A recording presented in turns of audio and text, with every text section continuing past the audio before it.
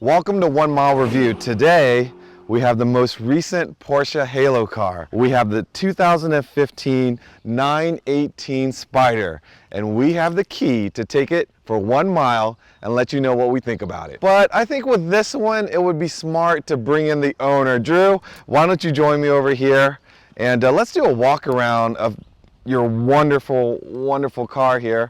Just look at all of that exposed carbon fiber, the beautiful leather, the Alcantara around the steering wheel, the sloping display in the center console, but yet all the very vital information gauges are still right in front. Not a whole lot of storage. You're not buying this car to take long trips, but notice there is a factory cup holder. That's pretty cool. Look at the massive hood. Look at all that carbon fiber. And from the factory, you'll notice there's even mats to protect your carbon fiber when you're putting your luggage in. They think of everything. So very unique color calipers, being a hybrid. Notice these wheels, I believe these are the Weissach optioned titanium wheels? These are magnesium wheels. The original owner of this car optioned them from factory, but actually didn't option the Weissach package. So the car is kind of unique in that it's a non-Weissach that actually has the OEM magnesium wheels. So the carbon roof, I should say the covers there, the wing, those winglets in the back, the mirrors and these little front vent winglets, as well as the front lip. That was part of the carbon Weissach package. And this car is technically a Targa. This car is technically a Targa.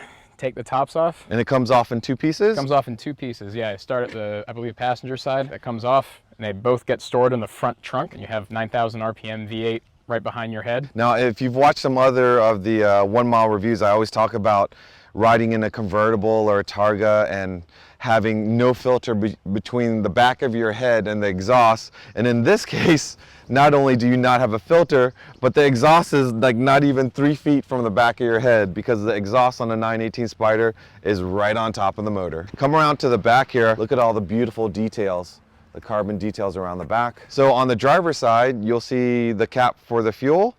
That's going to feed into a 8-cylinder engine. E-Power on this side. You can literally drive it like a Prius. Don't have to worry about it. The only thing you run into is if the car is going to be stored for a period of time, you need to make sure that the batteries always are actually exercised. So when it's plugged in, it's not that it keeps it to 100, it's that it's actually cycling the battery, so it's constantly being used. And that keeps the life of the batteries absolutely golden. Porsche does not have a recommended replacement time for any of the batteries on this car. Well, that's enough talking and walking around the car. I'm going to hand the key back to you, and I'm actually going to ride on the passenger side, and we'll get the 1 Mile Review that way. Let's go.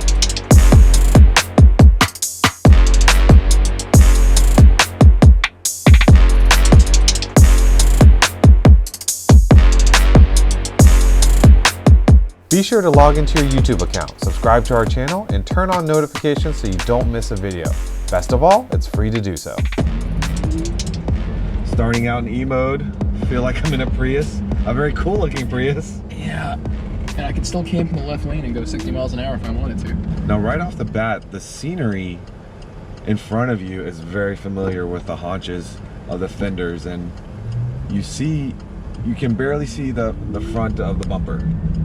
And it's all road. You know exactly what's coming at you. Yeah. So what is the speeds that you can go in E-mode? Are there limits? I want to say once you hit, it's like 70 miles, 70, 75, something around that, it wants to transition to the motor. Okay, and what kind of range if you were just to stay in E-mode? Just E-mode alone, I'd say it's good for about anywhere between 7 and 14 miles. They quote 15, but okay. That never seems to happen. It's got a firm ride. It's not uncomfortable, and we're on Pennsylvania road, so it's really going to test out these shocks.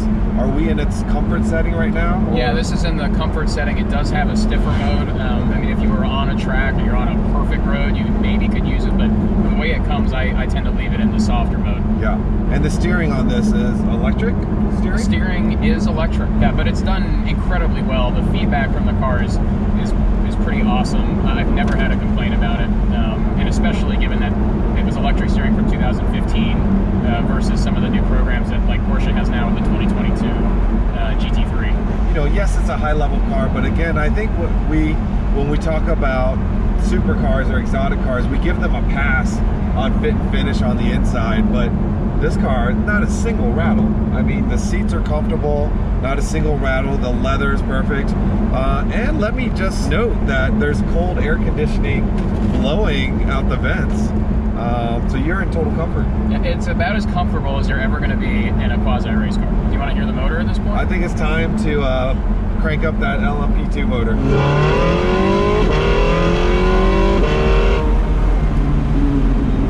My goodness. Yeah, it's a smile-inducing sound. So this is what it's like to have your personal roller coaster. Yeah, and you can take it with you anywhere you want. The shifts are instant. Absolutely perfect, my favorite kind. Now you've chosen to use the paddles. I like using the paddles if you're on a gorgeous road, and I mean this road is perfect for it. But the automatic modes are actually phenomenal, and on a racetrack you could use either one. I'm sure you'd be faster actually using the automatic race mode in this car, and I believe most of the drivers, even in development, a lot of them ended up doing that for a lot of the fastest times. But the joy here is that interaction that you get. Yeah, and it does add that extra little bit. I mean, anyone that says PDK doesn't, takes away emotion, when you put it back into a race car setting with immediate shifts and those sounds, I'm not sure there's a replacement for it in an application like this. Yeah.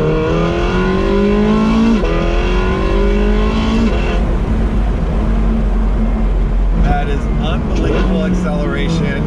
I know this is a 1 mile review. We just don't. Leaving me speechless.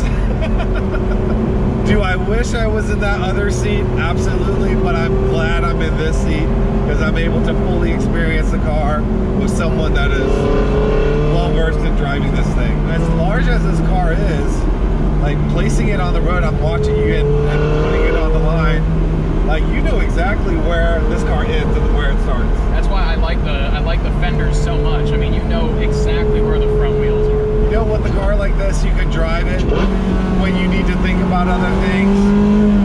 But if you want to kick it up a notch and drive it where you want to forget everything that's going on in the world, right here.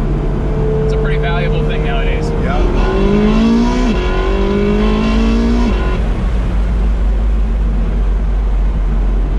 Good God. I could do this all day. I could do this all day. All right, so we've got 3 things that we rate on. First is if you're gonna take the vehicle to a car show, 1 to 10. I think this is one of the very few cars that's going to go straight to the top and get a 10 for the car show review. Driver, daily driver. Now, it can pretend to be a hybrid. You can go down the road. You're not going to get anywhere quick because this thing gets so much attention. And honestly, when you're driving, I think you want to savor and take your time, not just in speed, but just every mile you want to take in and enjoy. And I don't really equate that as a daily driver. So I'm only going to say this because it's such an amazing car that it'd be a shame for you just to drive it as a daily driver. So I'm actually going to rate it kind of low on the driver's rating. I'm going to say maybe I'm gonna say a 3. Well, what do you think? Maybe. I mean, I would say you could daily drive it, but I would say its ability to daily drive, I'd bump it to maybe a 4.5. But relatively speaking, all right. Yeah, I mean, I wouldn't want to drive it absolutely every day. Let's meet halfway. Let's call it a 4. Okay, I'm in for that. All right. As far as long term or long haul, long distance, we were talking about this earlier. You drove about 120 miles or so. As an individual driving this car long distance, I think it will. We drove to get to this 1 mile review. We drove the highway, and I would say that kind of goes up the scale a little bit. I would give this car a 5 if you're driving by yourself and throwing a handbag on this side, because there's a little bit of luggage space in the front, not much, but the usable space is probably on the interior of the car. And if you're going with 2 people, so I would give it a 5. What would you say about that? With one person, I agree with you fully. With 2 people, it gets a little bit less if you have luggage. But if you don't have luggage, it's comfortable enough. You can still have a conversation, assuming you're not revving the heck out of it. I mean, I had no problem on phone calls as I was driving here. So yeah, but I would stick with the 5. So Drew, this was an amazing ride. I appreciate you allowing us to do this, and I hope you all enjoyed it.